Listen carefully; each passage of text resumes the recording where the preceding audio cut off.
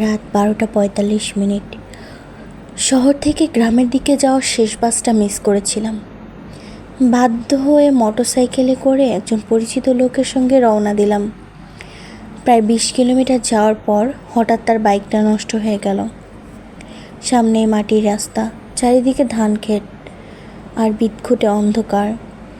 Biker ভাই বলল, ভাইজান, আমার বাড়ি তো পাশেই, আপনি চাইলে আজ রাতটা আমার এখানেই থাকতে পারেন, নতবা এই রাস্তা ধরে সোজা 3 কিলোমিটার হাঁটলে বাজার পাবেন। উপায় না দেখে হাঁটা শুরু করলাম।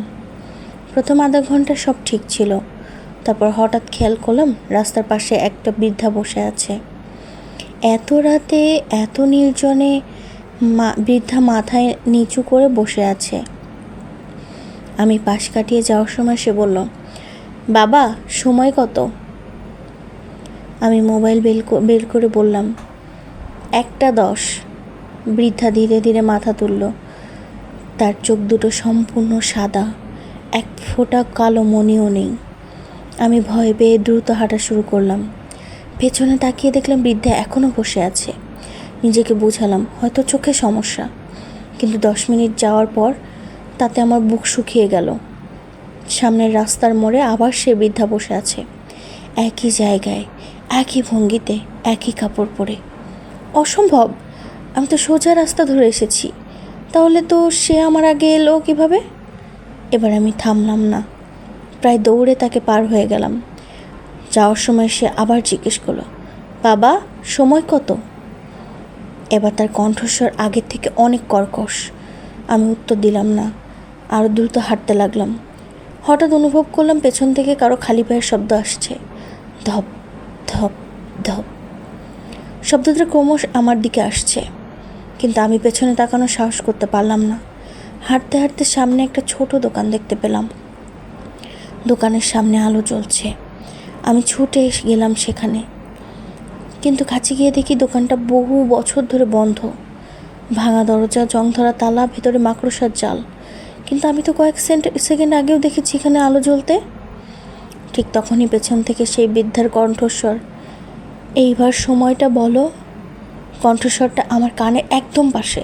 আমি ঘুরে দাঁড়ালাম, কেউ নেই, কিন্তু আমার ঘাড়ের উপর গরম নিঃশ্বাস পড়ছে। আমি দৌড় দিলাম যত দ্রুত পারি। আচমকা পা পিছলে পড়ে গেলাম।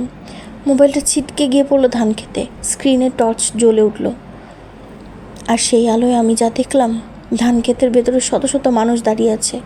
সবাই স্থির, সবাই আমার দিকে তাকিয়ে। তাদের চোখ নেই, মুখ নেই, শুধু কালো গর্ত। তারা ধীরে ধীরে ধান গাছের আড়াল থেকে বেরিয়ে আসছে। আমি উঠে আবার দৌড় দিলাম। দৌড়াতে দৌড়াতে সামনে একটা সেতু পেলাম। সেতুর মাঝখানে পৌঁছে হঠাৎ দেখলাম সেখানে একদল মানুষ দাঁড়িয়ে আছে। তারা সবাই আমার দিকে পিঠ দিয়ে দাঁড়িয়ে আছে, নড়ছে না, কথাও বলছে না। আমি কাছে যেতেই তারা একসঙ্গে মাথা ঘুরিয়ে তাকালো, আর তখন দেখলাম তাদের মুখ সামনে নয়, মুখগুলো পেছনের দিকে, দুটো চোখ রক্ত লাল। তারা সবাই একসঙ্গে বলল, ওকে নিয়ে এসো। তারপর চারদিক থেকে খালি পায়ের শব্দ আসতে লাগলো, ধপ ধপ ধপ, হাজার মানুষের হাঁটার শব্দ। আমি আর কিছু মনে করতে পারিনি। পরদিন সকালে আমাকে রাস্তার পাশে অচেতন অবস্থায় পাওয়া যায়। বাড়ি ফিরে কয়েকদিন জ্বরে ভুগলাম, কিন্তু আসল ভয়টা শুরু হলো পরে। ঘটনার প্রায় 1 সপ্তাহ পর এক রাতে মোবাইলের পুরনো ছবিগুলো দেখছিলাম। হঠাৎ দেখি সেদিন রাতের একটি ভিডিও রেকর্ড হয়ে আছে।